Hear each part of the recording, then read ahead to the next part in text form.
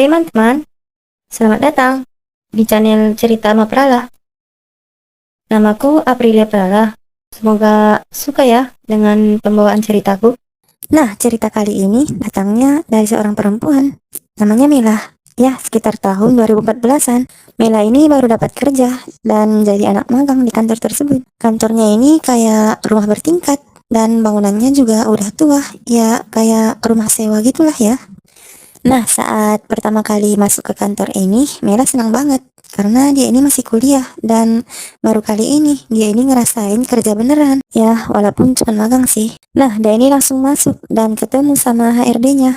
Nah, di situ mereka tanda tangan kontrak dan netapin tempat kerjanya ada di lantai 2. Di sini posisinya si Mela ini jadi copywriter.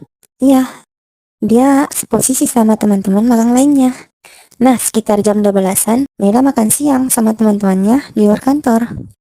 Dan sama dua orang teman magangnya, namanya Rizky dan Nopi. Ya, biasalah pas makan siang, biasanya langsung ngobrol. Ya, ngobrol tentang bos yang galak lah, tentang kerjaan lah. Namun tiba-tiba obrolannya ini berubah. Ya, Nopi sama Rizky yang mulai. Jadi cerita seram. Katanya kantornya ini seram, karena ceritanya, ya pimpinan mereka, Pak Tio, lagi lembur. Dan Pak Tio ini kayak diganggu sama suara sendok-sendok yang jatuh gitu. Dan katanya OB-nya ini juga sering melihat hantu dan penampakan di kantor tersebut. Dan Mela yang sedang asik sama makanannya tiba-tiba perhatiin mereka dong. Demi apa? Kok serem banget? Dan di sini kedua teman magangnya ini nggak percaya-percaya amat juga karena bukan mereka yang ngalamin. Akhirnya mereka kembali lagi ke kantor dan lanjut kerja sampai sekitar jam 6 sore. Dan pas mau pulang dan beresin tas, Mela minta izin sama Nopi dan Rizky buat ke toilet sebentar. Dan saat Mela ingin ke kamar mandi di lantai 2, ternyata ada orangnya. Dan karena Mela udah sangat kebelet, jadi dia lari ke lantai 1. Kata Nopi toiletnya ada di sebelah tangga. Turun aja pas di tangga nanti di sebelah kiri. Dan ya karena keadaannya udah gitu, di lantai 1 juga udah sepi dan lampunya udah pada dimatiin gitu. Dan dengan rasa agak takut, akhirnya Bella ngeberaniin diri buat pergi ke toiletnya. Jadinya di bawah tangga ini ada dua pintu yang saling bersebelahan gitu. Jadi karena nggak ada logo toiletnya atau tulisan gitu, jadi akhirnya Bella buka kedua pintunya. Dan pas Bella ngetok-ngetok dan buka ganggang ruangan yang satu, dan di situ Mela kaget dong karena dia ini mendengar kalau ada suara ketokan dari dalam. Dan Mela di sini bilang, sorry, karena dia mikir di sini ada orang ya kan. Dan akhirnya dia ini buka pintu yang di seberangnya. Dan pas dia ngetok dan buka ganggang pintunya, dan benar itu toilet.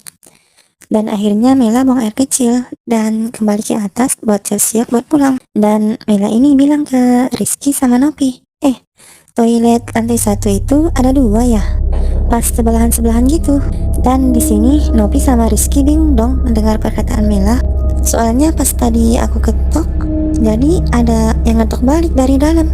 Dan ngedengar hal itu, Nopi sama Rizky malah nakut-nakutin dong. Hayo, siapa tuh? Jangan-jangan penunggu kantor ini. Mana lagi maghrib, Mel?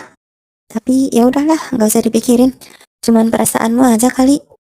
Dan Mela berusaha buat pikir positif. Ya, mungkin dia salah dengar juga ya. Dan akhirnya mereka mutusin buat pulang. Ya, mereka pulangnya sendiri-sendiri. Dan pas besoknya, Mela ini berangkat dari rumahnya sekitar jam 6 pagi. Karena ya jarak rumah dan kantornya ini cukup jauh. Ya, tepatnya rumahnya ini di Bekasi. Dan kantornya ini kira-kira masuknya sekitar jam 8-an lah ya. Dan pas Mela ini sampai di kantor sekitar jam 7, ya, dia ini langsung duduk di meja kerjanya di lantai 2. Dan karena Mela ini juga bosan karena yang lainnya juga pada belum datang, jadi dia ini pergi ke pantry buat nyeduh teh hangat. Dan pas Mela ini lagi ngadep gula, dia ini ngedengar kalau ada kayak suara ketukan pintu. Dan Mela merhatiin dari mana arah sumber suaranya. Dan sumber suaranya ini persis arahnya dari pintu sebelah dari toilet yang dia gunain kemarin. Sebab kebetulan banget lokasi pantry-nya ini berdekatan sama toilet yang ada di lantai 1. Dan Mela berusaha nengok ke kanan dan ke kiri, nengok siapa-siapa yang udah datang, tapi ya belum ada siapapun. Dan dia berusaha buat manggilin OB kantornya, namanya Mas Andre. Mas Andre, Mas Andre, tapi nggak ada juga. Dan akhirnya Mela berusaha beraniin diri buat ngedekatin pintu tersebut. Dia jalan pelan-pelan, dia megang gagang pintunya, dan dibukalah sama Mela, dan pintunya ini nggak kekunci. Dan Mela bisa masuk ke dalam situ. Dan pas Mela masuk, dia ini batuk-batuk. Karena dia ini nyium kayak ruangan yang nggak pernah dibuka. Yang isinya ini debu semua gitu. Dia ngelihat ke kanan kiri, ya kayak gerak-gerak gitu. Dan ruangannya ini kecil banget. Dan dia ini juga ngelihat kalau ada album foto gitu. Dan pas Mela ngelihat, kayaknya ini foto keluarga yang nyewain rumah ini. Dan Mela ngelihat ke arah pojokan. Dia ngelihat kalau ada box yang ditutupi sama kain. Dan gak tahu kenapa Mela jadi penasaran banget buat tahu apa isi box tersebut. Dan akhirnya dia ngedekatin box itu.